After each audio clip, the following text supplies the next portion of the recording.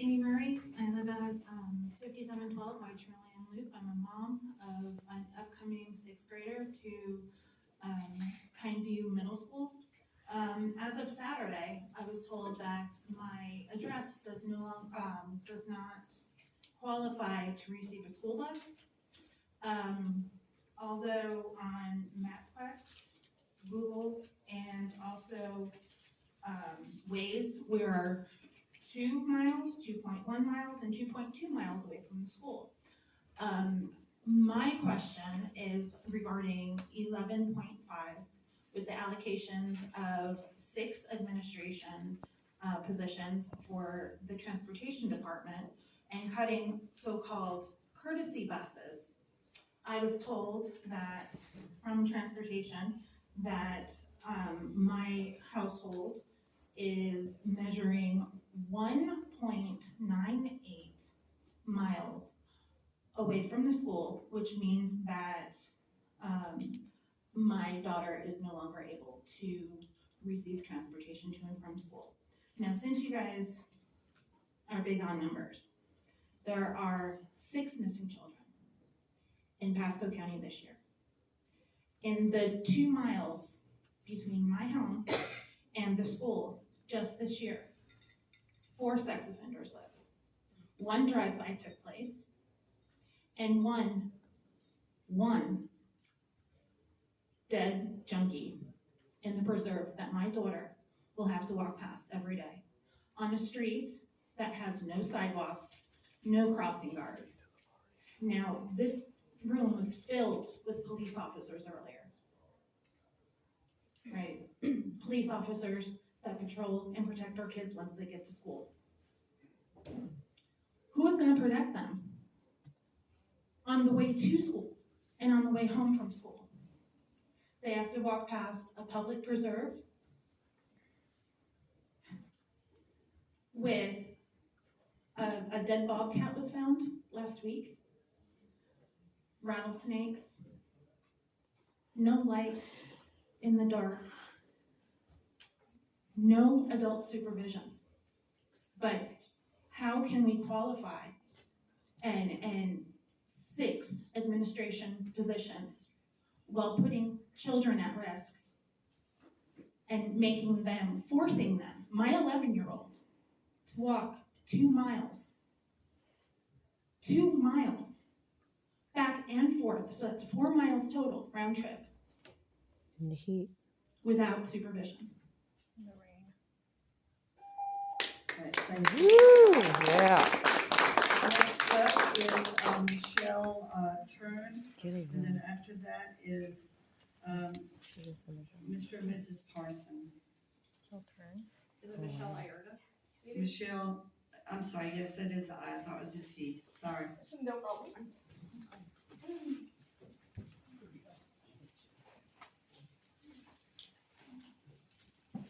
Good evening. My name is Michelle Ierga. I am on 5606 Sweet William Terrace. I'm in a similar situation as the previous speaker. My house is over 2 miles to the school based on all of the maps that I have. But the county has told me that I'm 1.95 miles away from the school.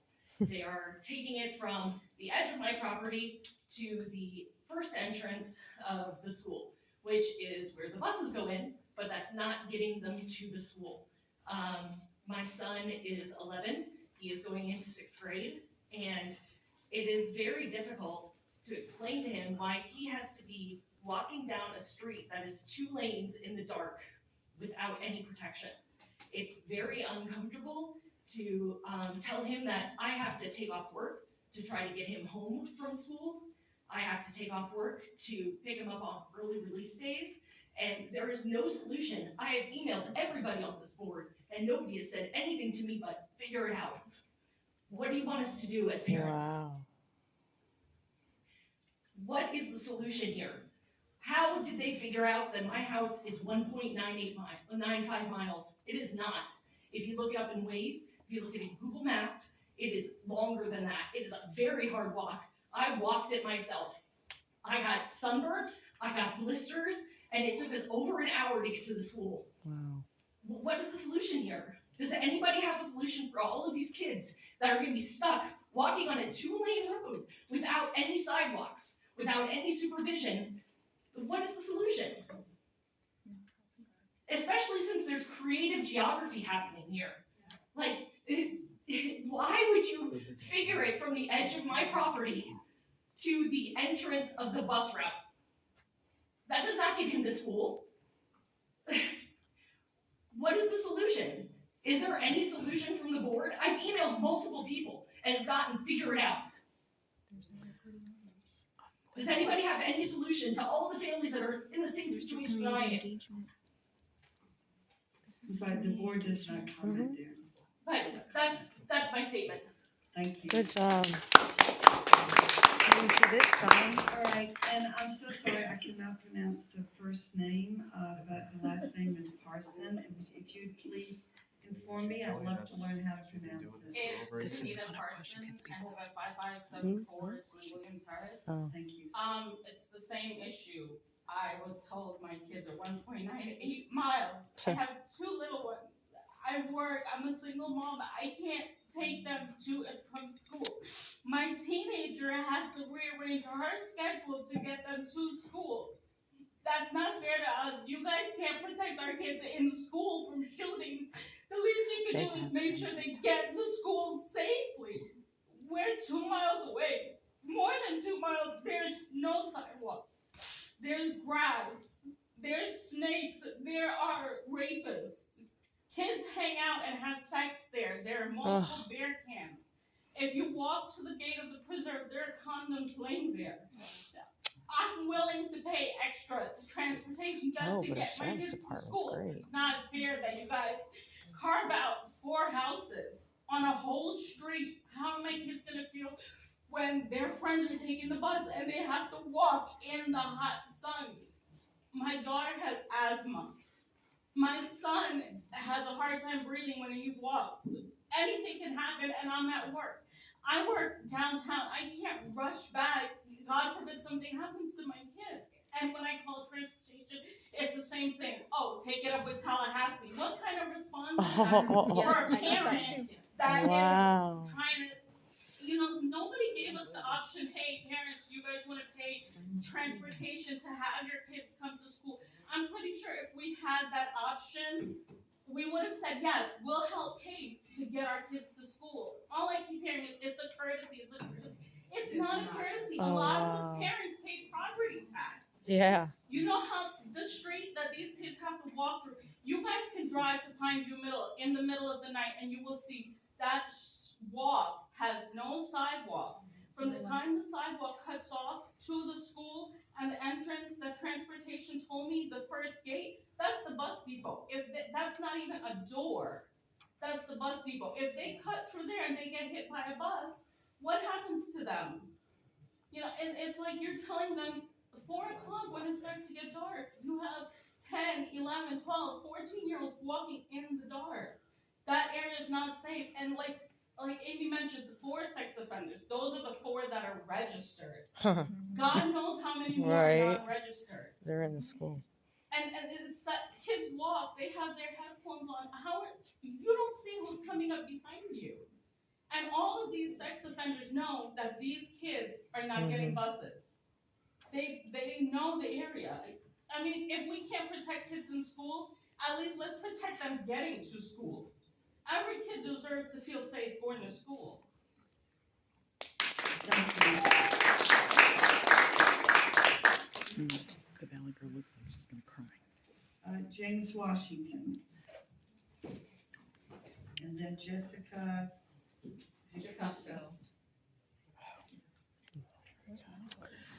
So James Washington, I work at Pasco High School. I'm a graduation enhancement coach. I will also start by saying I've walked that route.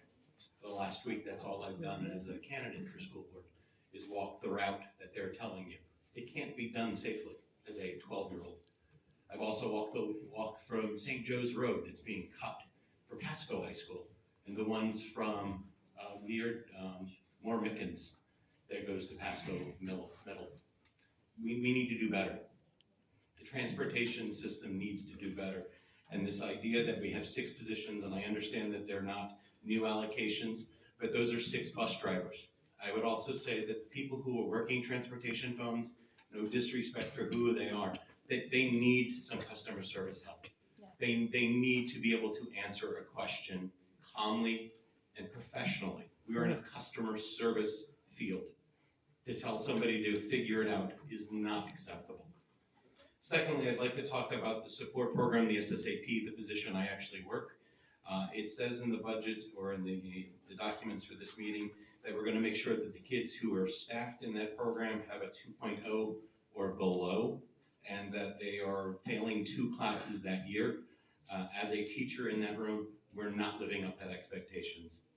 Kids are coming into my classroom above a 2.0 with 1 failed class so that we can get them to recover. And I don't mind helping them, but if we're going to put the letter of the law down, we need to stick to the letter of the law.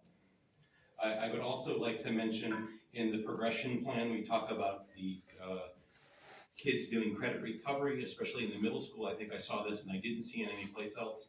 We should be utilizing the standard-based assessment recovery that we talked about with 9th graders at the beginning of the school year. There are several kids who could have recovered credits much quicker, especially in ESY, which I helped run for Pasco, and also in the after-school program, or what they used to call night school.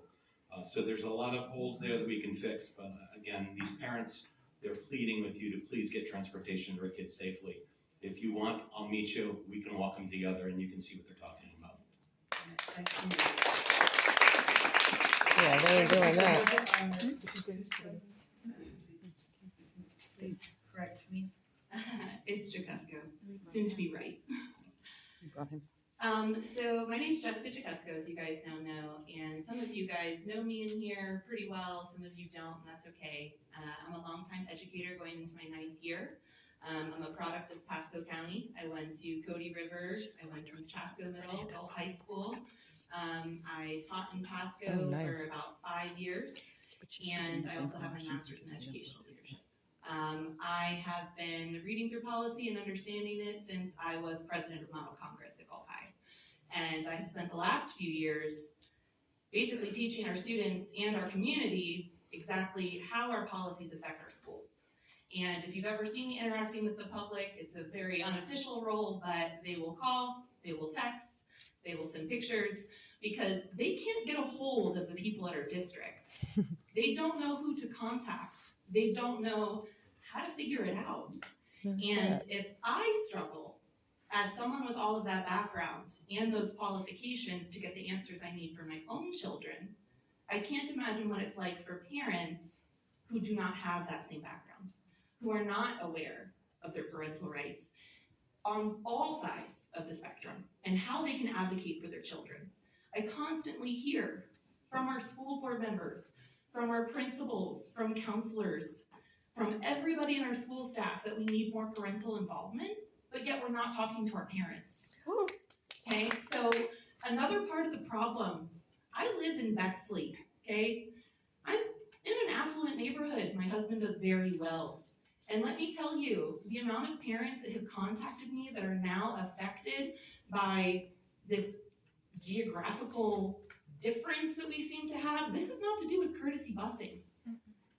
Somebody changed how we are measuring what we consider to be 2 miles. Yes. And we need to be honest about it. Yes. Thank you.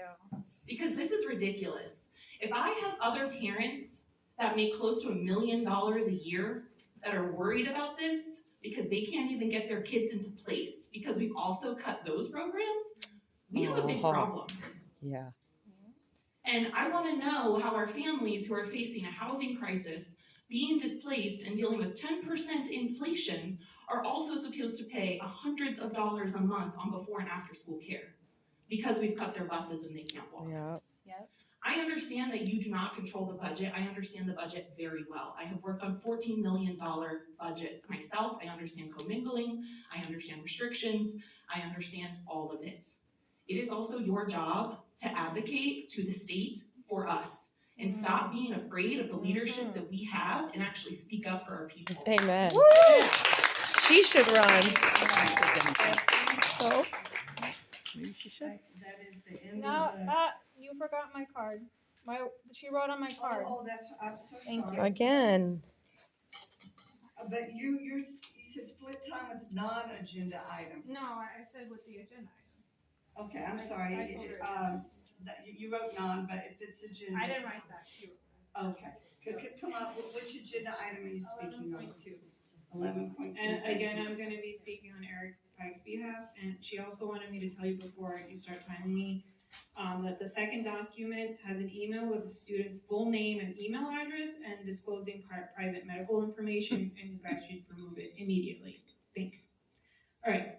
So the equity report, the second document, the equity plan shows a robust, large effort of resources and focuses on 8% of demographic of students. We have 8% of our student body, which is Black, and you break down specifically Black males in AP, etc. courses. And we have 8% of that group is indicated in AP plus courses. You focus on how to get the AP numbers up for Black males, leaving out Black and white females, as well as any other ethnic groups. I'm not saying that I don't support Black males in their education and drive for higher rigor opportunities. I have 2 grandkids who are half Black, and they should have the same opportunities as all students, not because they are Black, but because they are students. All students should have that opportunity. I'm saying, why are we focusing so much on time and resources and money on just 8% of the student body?